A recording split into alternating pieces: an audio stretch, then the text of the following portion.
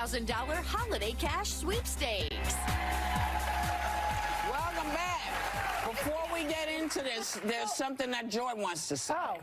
Okay, I'll say it now. Did you tell me? Yes, yeah. Last night I went to see this show called Gloria, A Life. It's all about Gloria Steinem. Wow. And I really recommend that people go, especially younger women who really did not know how the women's movement evolved. Christine Lottie plays Gloria. She's good. You see the women's movement through Gloria Steinem's life. Wow. From 1970 to the present. And it resonates. And then they have a talk circle afterwards where people get up and tell their thing about how it impacted them. I would love that. It's very How long is it running? I think, well, Christine is there until the middle of January, then someone else will take it over. Which so theater? it's running. It's at the Darrell Roth Theater on East 15th Street. Excellent. Okay. Yes. Very educational I don't think and young women entertaining. fully understand or appreciate the efforts that were made well, and wait till that they movement. see this. We went through hell. That's good. Someone said, yes, we did.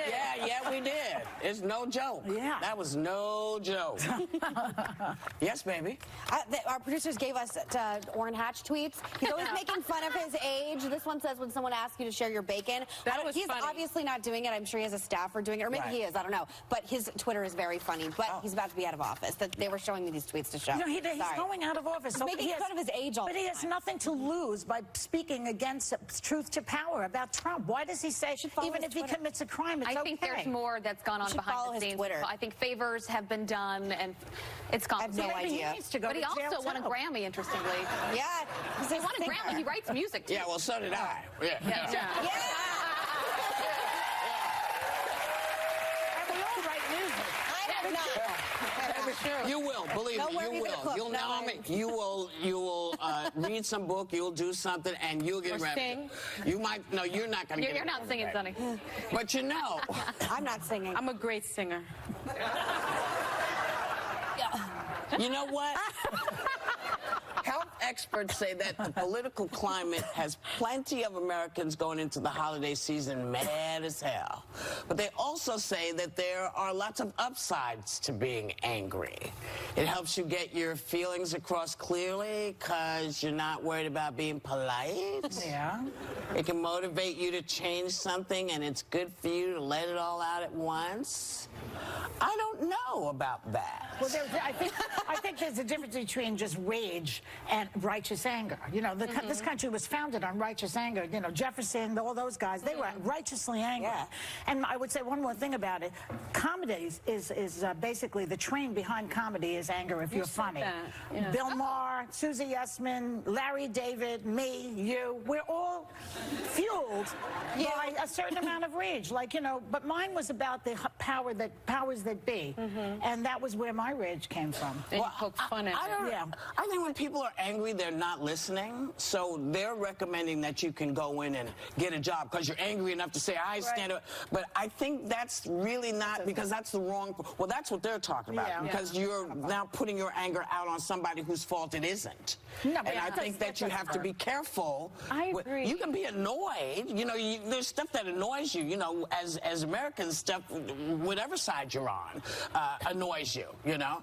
But we work together. We say, well, like, you know, like I always bring this up because Teddy was a friend of ours, and Teddy and your daddy, you know, I said, well, okay, let's figure this out so we can get past this and get to this now. I agree. It seems to me that anger is almost a wasted emotion. I feel like facts trump emotion every single time. And if you're in a position where you're negotiating, I don't think you can think clearly enough when you're angry. You're angry. Well, you're talking about something else. You're talking about out-of-control anger. They're talking, I don't know, the article. They're talking about focusing, your anger focuses. I agree with Joy on this one. And we've actually talked before that we actually think we're relaxed off camera because you and I leave it all out on the table. I mean, I enjoy coming into work and being able to have healthy debates. And yeah, sometimes healthy debate there's is healthy different. anger But also about what's depends going on on who in the you country. are. That's right. Yeah, That's but the you're thing. not trying to get you're work. I'm saying, because what they're saying is, you know, go in and ask for what you want. It helps you negotiate.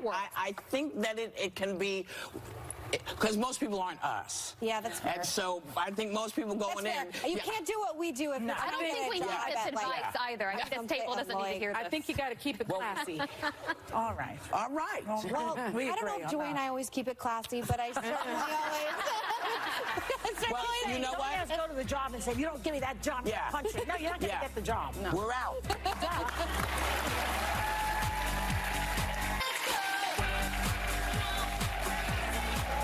So welcome back. The White House just canceled their Christmas party for the press. Oh my God. I'm like so upset about this. Do you think it's because of all the bad headlines? You think? Yeah, but Megan was just telling me some people are invited. According to, I Right. think it's Hallie Kurtz, but I saw it right before the show. I don't have it right here. That there are some media people, select media people, that have invited to other holiday events vis-a-vis Fox News hosts. I actually, I'm invited to the party tomorrow night. You are? But Can you with bring a us caveat, all? I wasn't personally invited. If I were still at Fox, I probably would have gotten a personal invite. Nobody else was but I got invited invited to through. the Well, I got White invited House through a Christmas friend that works the administration, Yeah. so you can give it. But I do know that journalists are going. But the question of would you go if you were invited? You know, I'll I tell always you say something. the White House is not Trump's house. The White House is the country's house. Yeah, someone and we needs should to always remind treat it him of that.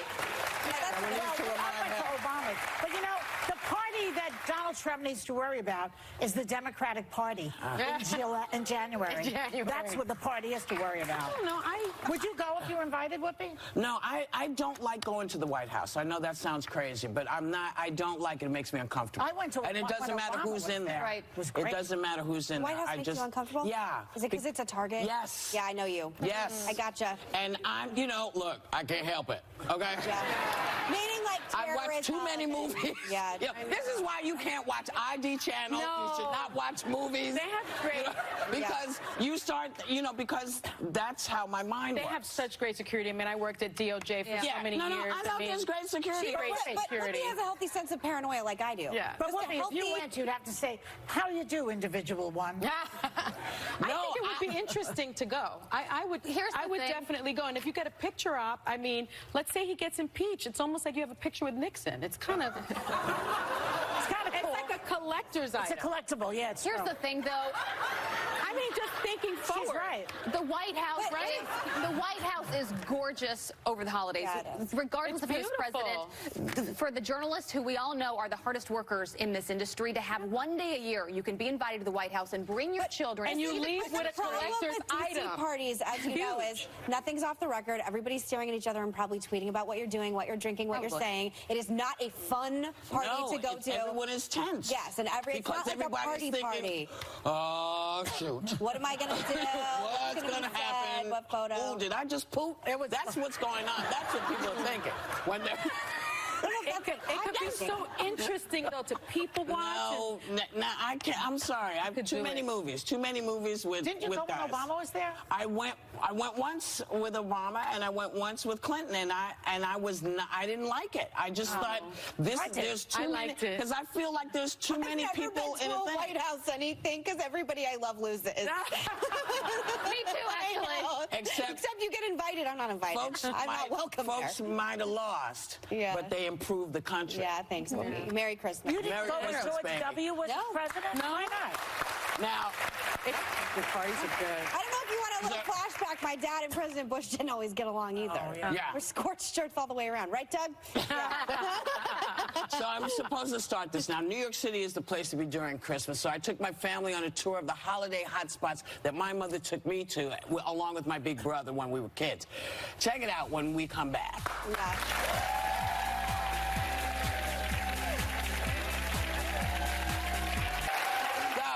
Every Christmas, my mom showed my brother and I, Clyde, that there's no place in the world like New York during the holidays. So I'm trying to carry on the family tradition by taking my granddaughters, Amara and Jersey, and my great-granddaughter, Charlie Rose, to all of my mother's favorite holiday hotspots that we always started the incredible holidays with. So it starts with the amazing Rockettes at Radio City, music halls, Christmas spectacular. Take a look. I wish I had a rocket. I wish I had a rocket. I wish I had a rocket. Look! Rockets! 2 rockets! Hi. Welcome to Radio City. Thank you. I used to come in here as a little girl, and it was magical. Is it magical for you all? Every day, honestly. This is like one of my most favorite times to be here in the morning, just before everyone gets here, before the crowds come in, because this is like everyone's holiday tradition. You know, people come from all over to come and see the show every year. Well, I have to tell you, it was my family tradition when my mom and bro were with us, which they're not now, but my 2 granddaughters are here. This is Jersey, and that's Amara. And the one running around, she may be up on the stage. Should we go and see what's backstage? Yes, let's see where the magic happens. Okay. This is our costume room, and there's up to 18 girls changing in here at one time. So there's a lot of choreography backstage as well as on stage. We wear these for our Parade of the Wooden Soldier number. We have soldier cheeks. Can I go ahead and put some on you? Is that okay? I want to. Is that okay? Put them on me. Here we go. One on each cheek. There you go. I don't even know that name. 5, 6, 7. Here we go. Step right, left, left, right, left. Well, I'm excited. Are you guys ready to go watch? Yeah, you ready to go? Okay, I'm so excited. It's showtime.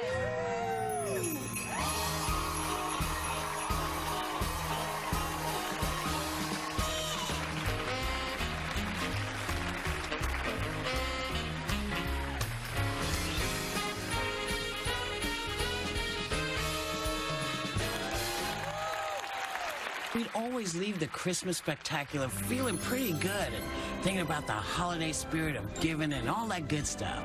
But come on, we were just kids, and my mother knew exactly where to take us next. The most legendary toy store in history, FAO Schwartz. When I was a kid, FAO Schwartz was on 5th Avenue, but it was recently reimagined in a new location at Rockefeller Center, and I'm happy to say this place has not lost any of that old holiday magic. Welcome back to Wonder. Welcome to FAO Schwartz! Hi, how are you? When I was little, this store, every family, whether they had money or not, could come in here. And they didn't follow them around. And so Clyde and I were able to look at everything and touch everything. It was really great. Let's see what's over here. Okay. I want that too. I know you do. Wait. I want to hear Snowman Panda.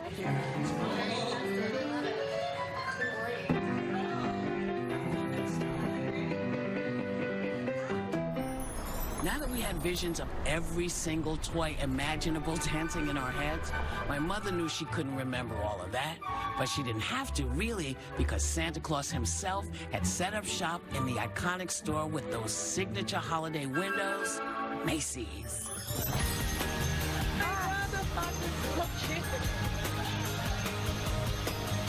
Wow. You win. Good job. This one looks good. So are you ready to go up and see Santa? Santa? Let's go.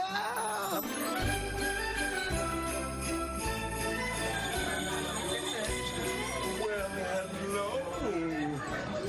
Christmas Eve, which is the night before Christmas. Can you leave Santa a cookie?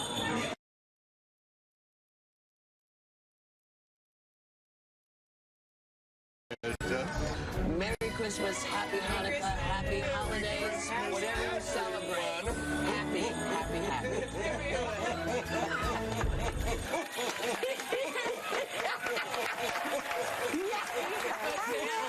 Yeah, well, That's yes. Santa.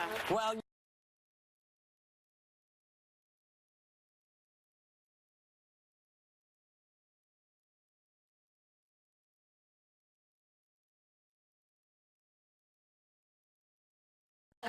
we'll be right back. How did dancing to Beyonce help Felicity Jones and Armie Hammer make a movie about Ruth Bader Ginsburg? They're live on The View next. Tomorrow, The View's Hot Topics are on fire, and Leslie Mann is hitting the table. Plus, you're in for a treat, because all the co-hosts are giving us the lowdown on their favorite things. And it wouldn't be Happy Holidays at The View without Darlene Love. Plus, special guest Brian Adams, tomorrow on The View.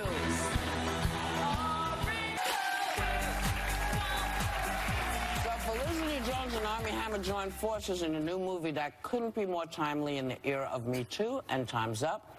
On the Basis of Sex tells the true story of how Supreme Court Justice Ruth Bader Ginsburg's historic fight for gender equality started at home. Take a look. Just tell me what you want. Nothing. I want nothing. I want you to go to work and wow your bosses and clients and be the youngest partner in the history of the firm. That's not fair. Then I want you to walk me home, Marty, so I can sit in my corner and write a lesson plan to inspire the next generation of students to go forth and fight for equality. I don't understand why you're acting like that's such a bad thing. You're out there training the next generation of lawyers to change the world. Because that's what I wanted to do. Please welcome Felicity Jones and Armie Hammer.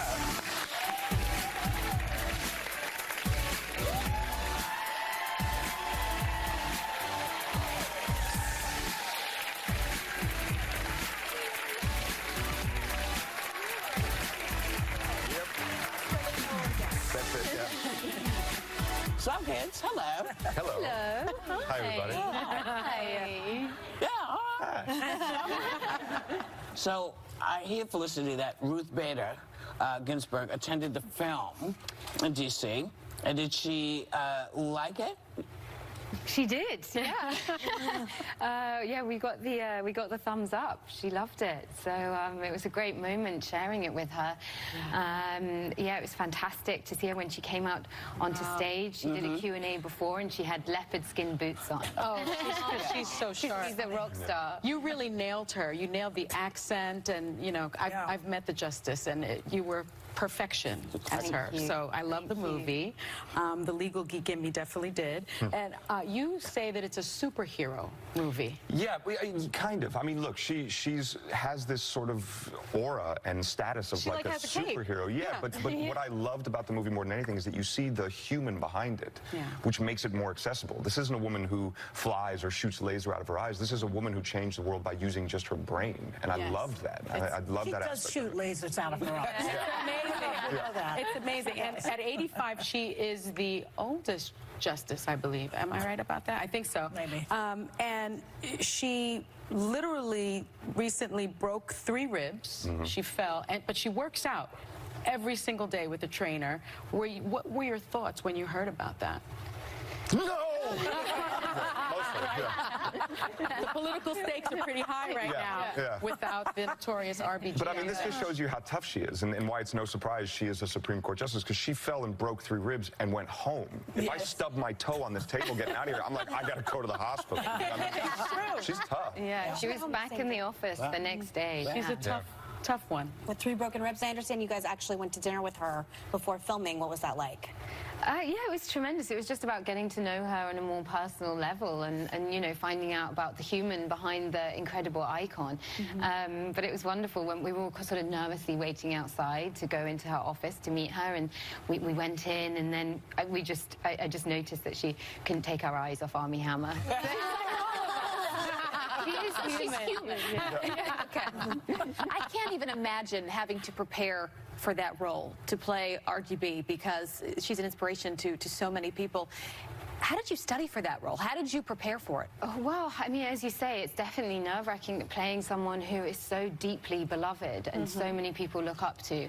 But I mean, my way into it was to just, you know, go through every single detail, change myself as much as possible to become the notorious RBG. Even how she walks. Absolutely, absolutely. And she has this, she just has an incredible presence, and she takes time with everything, and you understand understand just the dedication that she has put into her work and the hard work that it has taken to get where she is. I was in her chambers one time, and somebody got us in there, and she just was telling us all the cases that are coming up, and she spent time really rolling it out. It was so interesting.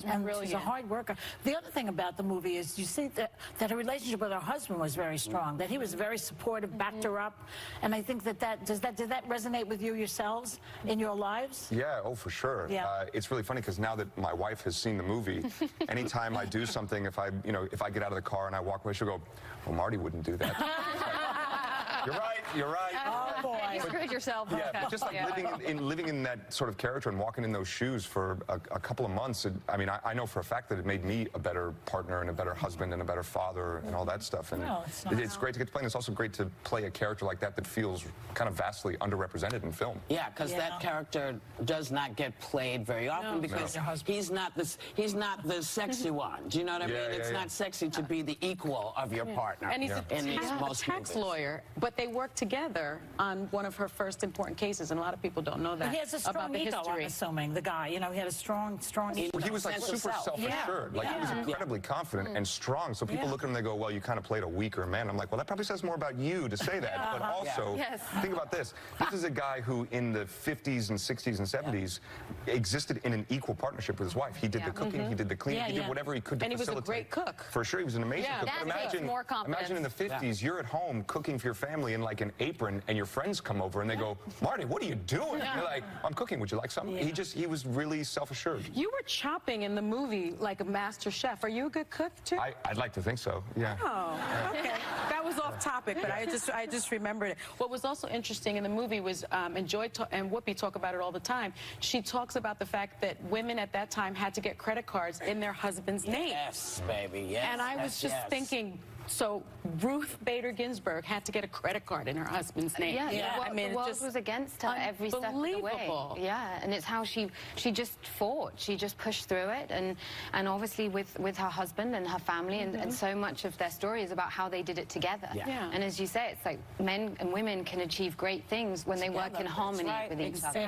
Joy, it comes right at a time when you saw that play last night at Gloria Steinem. Gloria Steinem's life, and you know those days were rough on women, but we paid cash.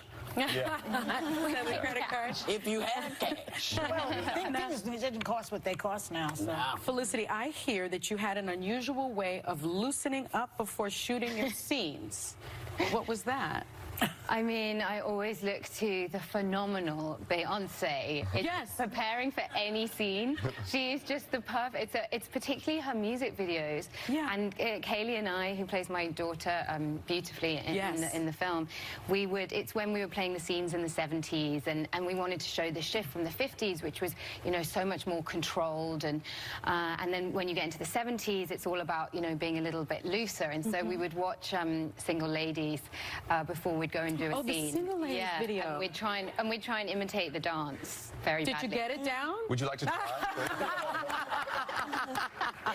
And I hear you have a similar process, an acting process before your scene. I also watch Beyonce before every single take. Well, it's a great film, and I suspect many people will get enlightened about what you can do when you work together. That's an amazing thing. So our thanks to Felicity and Army. On the Basis of Sex will be in select theaters Christmas Day and opens nationwide January 11th. And we, of course, will be right back.